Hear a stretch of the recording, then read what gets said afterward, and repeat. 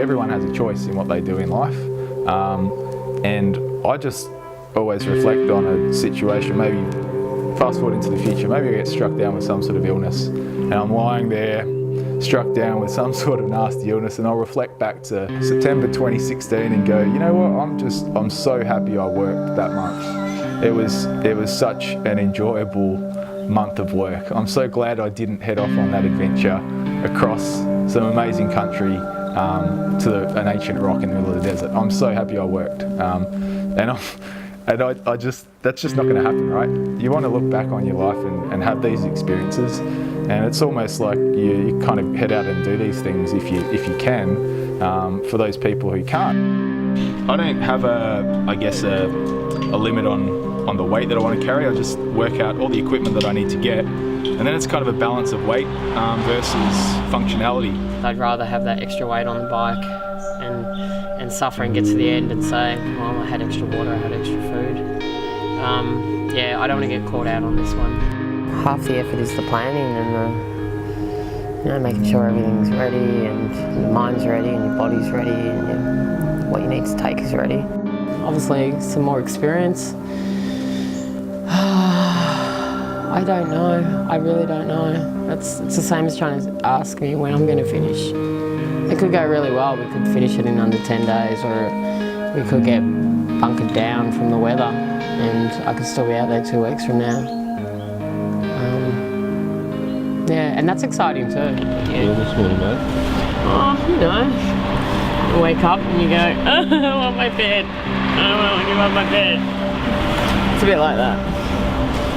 Stomach's a bit churny. Oh, same but different. You're always worried about getting stuff, and you get to a point and you just draw a line and go, oh well, stuff it, just get going. But yeah, usually not much sleep the night before. Have all these weird dreams about all sorts of stuff going wrong. Maybe that's just me though, I guess. It'd be nice to sleep like a baby before one though. How long do you go, mate? 4 minutes. Everyone, don't forget to turn your spot trackers on. I have a spot tracker here. Spot, we're gonna go.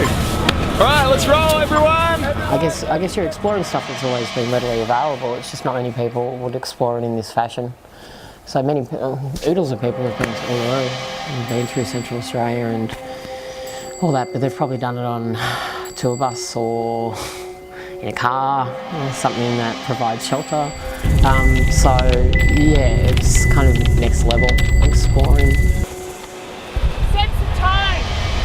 Don't want it to be too easy on the first day. No. Good. I want it to rain more. I need enough food for maybe 10 hours, I guess, so yeah, you just don't know what's going to happen. How's the weather been? How's the weather been? Weather's been a bit wet. Not too bad though, it hasn't been cold. Showers on and off. I reckon the guys will find it pretty hard going. So hopefully they're settling in. I guess they say, if you're going through hell, keep going.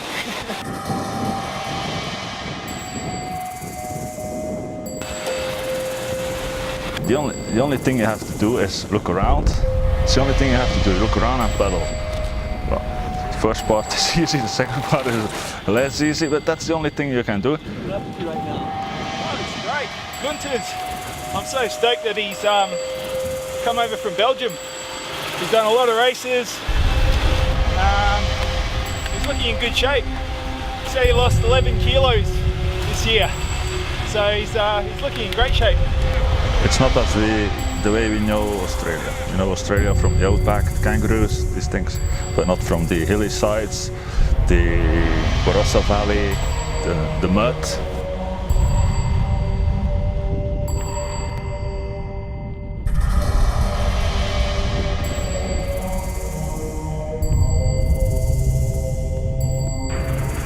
When you get in trouble, then you really know what self-sufficient is. You have to look for solutions for yourself, and I think everybody who starts at an adventure like this can repair a tire and can repair a chain.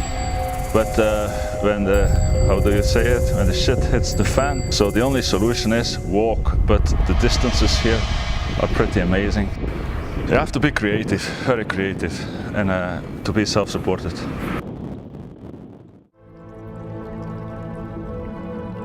You've got to look back on the history. There's a long history of endurance cycling in Australia. So back in the 1890s, where guys first, when the modern bike, the safety bike was established, young blokes in Australia suddenly thought, well, let's just ride these things across the country. So they were strapping bags to their bike and they were heading out into the desert, no known water sources, no maps, no roads even, bikes that were just the first bikes ever built, tyres that were pretty rudimentary, and they were just tearing off into the desert and saying, okay, well, let's see how fast we can ride across the country. Early days.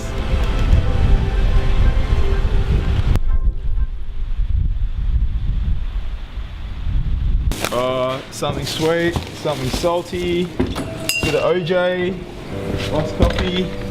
Pretty warm where I was until it started raining.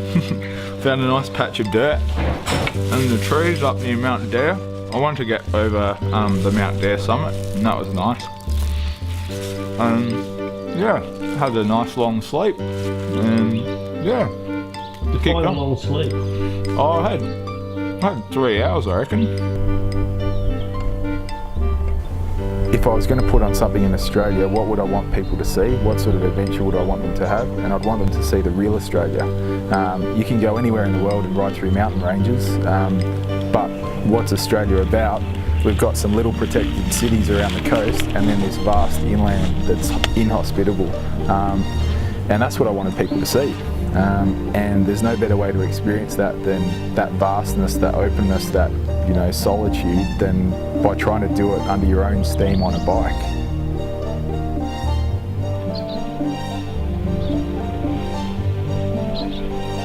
The first 12 hours was wet and muddy, like it coming down into, I can't even think of where it was. Read your maps, buy food, make sure you eat a lot. That's all you have to do, and you can think about a lot of things, but you don't have to think about things that you can't change at that moment. So don't think about troubles or something like that. No, just enjoy and see what happens.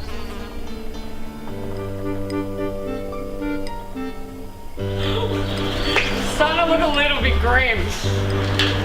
You know what I've been eating? This is emergencies. Eating a block of cheese. That's all I had left, because I missed all the hours of the shops.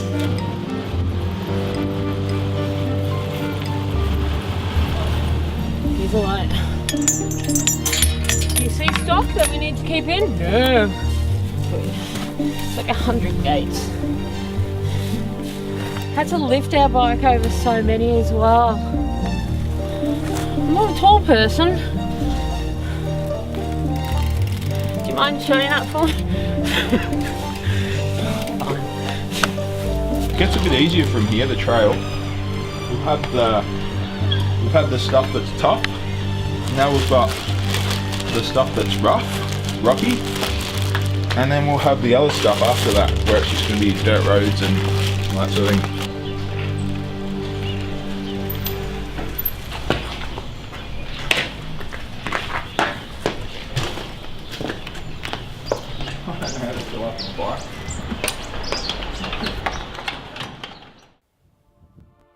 Some of these races I've done, it's just been the first few days you just want to quit, because maybe things just don't happen. So everything is just saying quit, stop, this is crazy, this is stupid.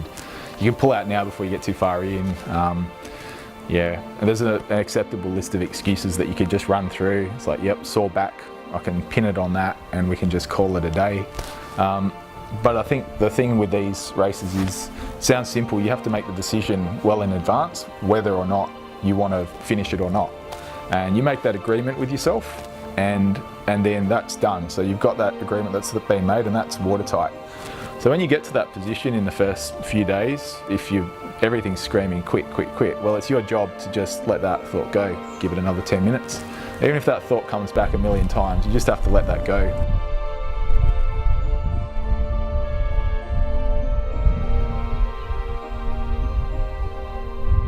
I know when we're doing this ride, I'm sure there'll be a bunch of people following along the way, and you know, talking now, part of this is about trying to, you know, maybe plant the seed for other people to go out and do this sort of thing too, because and it doesn't relate to bike riding too. We're sort of biting off a challenge here. It's a little bit nerve-wracking, a little bit scary. We don't really know what's going to happen, but that's bike riding. You're taking on a challenge like that. But people who take these things on and they get out the other side, you know, they apply those learnings elsewhere in life. Maybe they take that back into, you know, how they practice their, you know, their job as a vet or as a surgeon or as a plumber or whatever. So there's all sorts of lessons for life in these things, I think.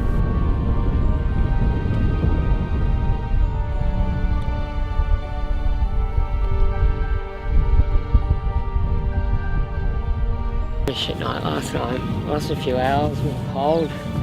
I reckon it got below zero last night, easy. Easy. So I'm going to try and make it up today. Hopefully. There we go. So far so good. Pretty incredible though.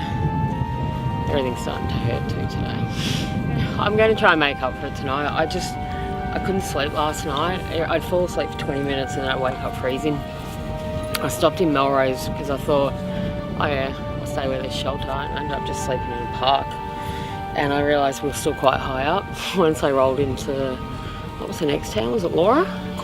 No, Wellington. It was all like descent. I was like, damn it, if I'd actually checked my elevation profiles, I should have rolled into that. You see a particular part of the world from another angle, you rely heavily on your own. So you appreciate it, but you can also appreciate the fact that you can rely on other ones in life, when you're home or at work or in another environment. And to be really, especially in this case, it's to be away from the world is really, yeah, it opens your mind.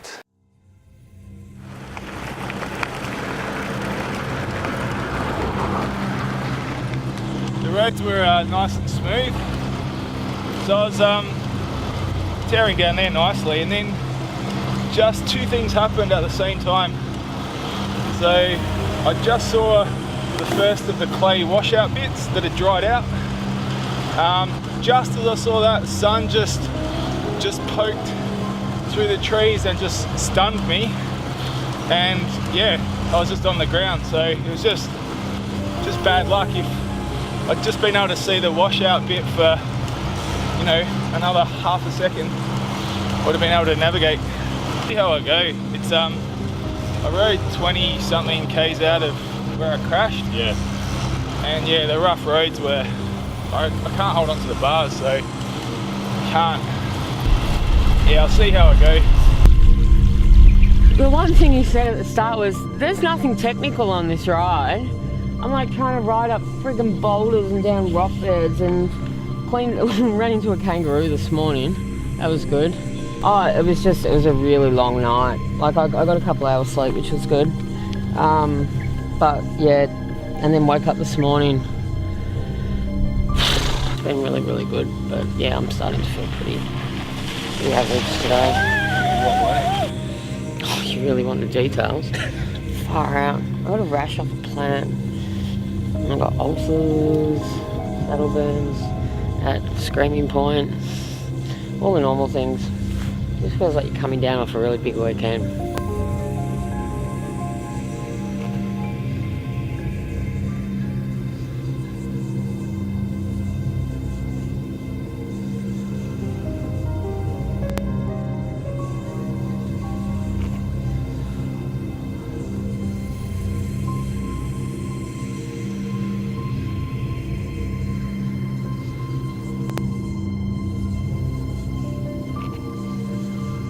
Now the logistics part starts. Where do I get water? Where do I get food? It's all written down. But these pubs, they have very irregular hours. Some of them were not open yesterday at the Craddock Hotel or something like that. It's every day open except on Monday. When do I arrive? On Monday, of course. But it's just really difficult with these things. You kind of think, because you're battling after 2 days, 3 days, you're kind of just managing pain. Yeah, I think it's curtains for me in this one. Just can't, yeah, be a bit foolish to head further north, I think.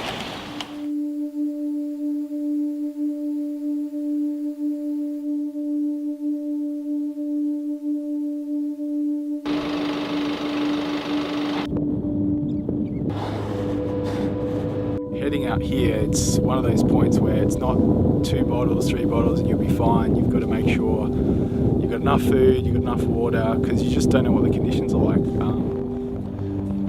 The first part was pretty new to me. This is Australia as most of us know it, with the gravel and jump, some kangaroos, that's it. But the first part, the valleys, Barossa Valley and then Flinders Ranges, that's something, yeah, you know it if you look it up and you do your research for this race, you find it, but it's not really Australia as we know it. What do we know Australia from cycling, especially Tour Down Under and the Crocodile Trophy? That's a very different part of Australia. I was expecting this, but still a long way.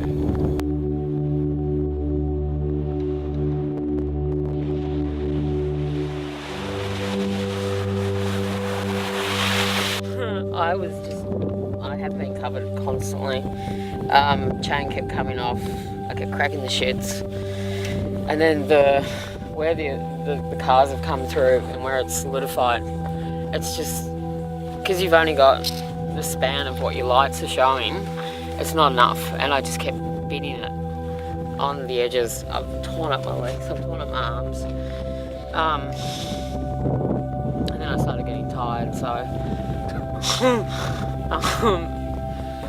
And I couldn't find anywhere to sleep that was hidden, so I just walked 100 meters and I slept the best I did last night, and I was lying on big fucking rocks. And then it was a bit better this morning once the sun came up. Sunrise and sunset were incredible.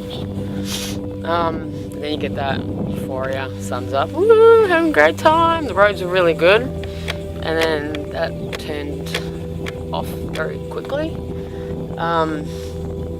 Oh, it's in my pocket. Yeah, I've got no idea. The creek's meant to be high.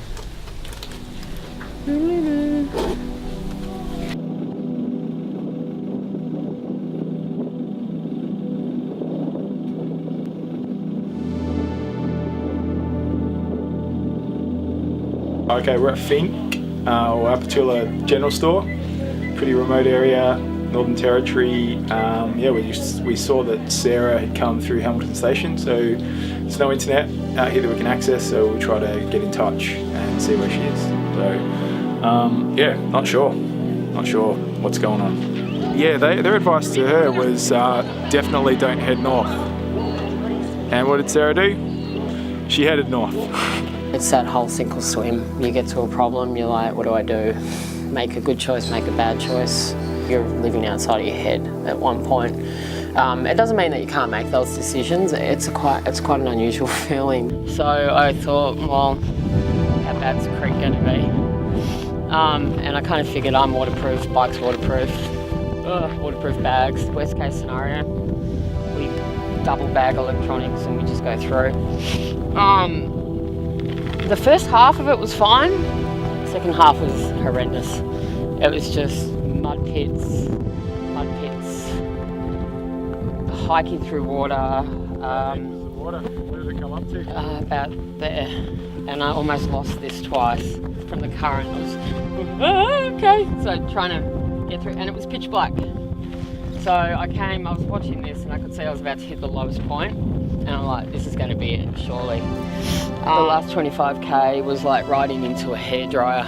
It was brutal. I was sitting on about 11k an hour, And that was me working hard, and it just, by the time I got to that roadhouse, I was just tanked. Like, my body feels okay, it's testing every ounce of patience I have, because when the corrugations stop, then it's like sand.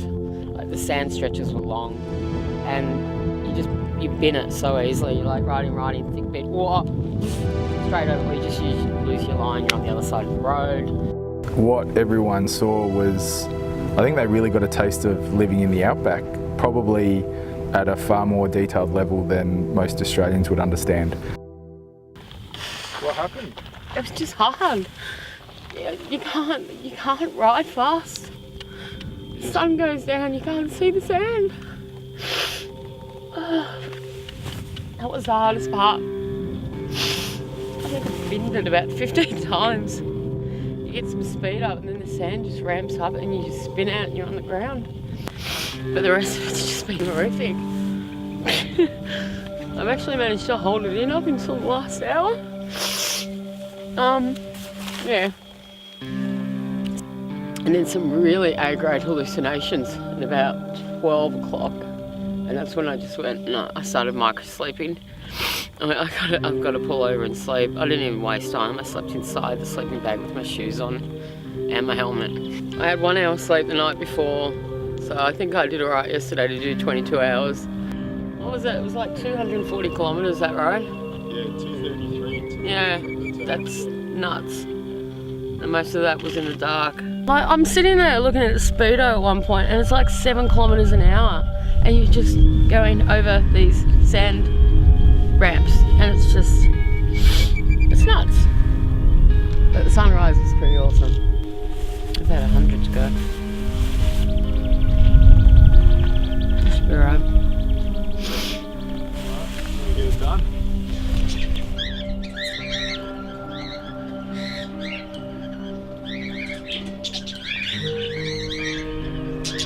It was a really weird feeling coming in yesterday. When I was riding in and I'm thinking, if they want me to do this whole yay, hooray, awesome, that wasn't what I was feeling. I was feeling exhausted and overwhelmed by everything I'd seen, but there was a feeling of content yesterday.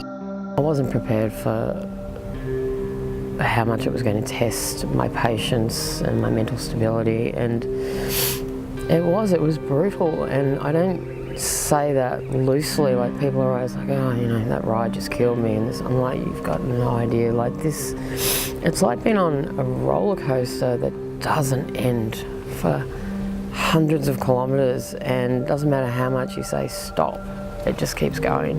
When you're in the darkest pits of, you know, fear and despair, when you've had to push your bike through mud for 10 kilometres and you see the front coming in and there's the lightning in the sky and that sort of thing, if you've made that agreement up front that you're going to finish this thing, at that point what are you going to draw upon to keep going forward? Because most people would at that point would just go, you know what, this is crazy, I'm done. But you see some of the riders in this, they face those challenges and they keep moving forward. And there's lessons elsewhere in life for that sort of stuff, whether it's in your job or relationships and so on. You face barriers and it's like, well, no. At each point you're faced with decisions, and you need to look at those decisions and go, okay, well, let's make good decisions all the time. And if you do that, you get to the end. So that's the little documentary there, cycling tips, and who made that? Was that Gordo made that? And pretty fucking good, wasn't it? Insight to what's involved. It's a little bit of an insight. I guess you have to really line up and see what happens. What bike would you use for Race the Rock 2017 edition? The course looks, oh man, just the isolation out there is fucking, it's for the guts. I've got just no comprehension. I mean, I've cycled across Australia, up to Cape York with that, for the guts from Albany up through to Alice Springs, through Uluru. But what's out there? What's out there? What bike would you use? How would you plan it? Things like that. I'll leave a Facebook link down below for the Race the Rock Facey page, and interesting thoughts. But just share your comments and criticisms down below. Should there be You know, should there be masseuses out there? Should there be race marshals? Should you get like a little push in the back if you're having a hard day? Like, what's the deal? Or should there be a team car following? Or should we keep it raw and real as fuck? Sleeping on the dirt with the fucking brush tail scorpions and the inland taipans. This looks like a great event as well.